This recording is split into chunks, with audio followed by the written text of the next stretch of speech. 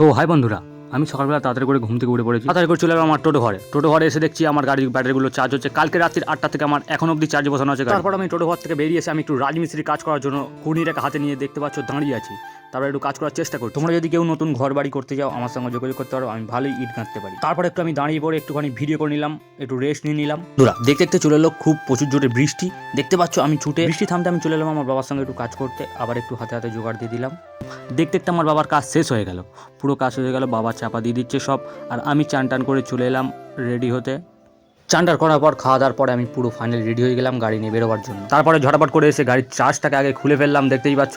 তারপর ঝটপট করে আমি গাড়ি নিয়ে চলে যাচ্ছি আমার বাগানডা স্ট্যান্ডে চলে যাচ্ছে আমি ঝটপট করে। দুপুরবেলা দুজন যাওয়ার কথা ছিল, তারপর চলে এলাম বাগানডা স্ট্যান্ডে। অনেকক্ষণ থেকে বসে আছি, তারপর অনেকক্ষণ পরে হলো আমার লাইনে আমি লোক নিয়ে প্যাসেঞ্জার নিয়ে চলে যাচ্ছি ভেতর দিকে চলে এলাম। আবার চলে যাচ্ছি বাগানটার দিকে। ওখান থেকে আবার এক ক্যাব নিয়ে আমি চলে যাবো বাড়ির দিকে। এবারে যাচ্ছি ফাইনালি বাড়ির দিকে। বাড়িতে ঝটপট করে চলে এলাম।